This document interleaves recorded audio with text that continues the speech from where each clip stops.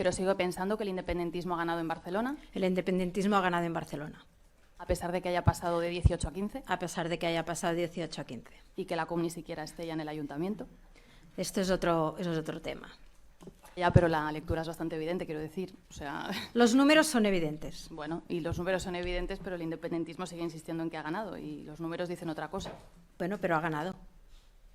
Pero me lo puede explicar, es que no lo entiendo. Quiero decir, si los números dicen una cosa, son evidentes y los números no dan para que el independentismo haya ganado, sigue insistiendo en que ha ganado.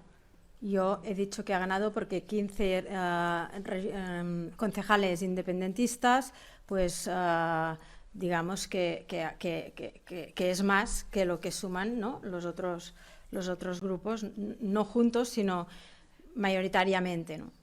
Nosotros sí creemos que ha ganado las fuerzas soberanistas en Barcelona también. Sí, sí, pero netamente, independentistas son 15. Creo que independentistas son 15 los que hay. Bueno, sí, son 15, los números son evidentes.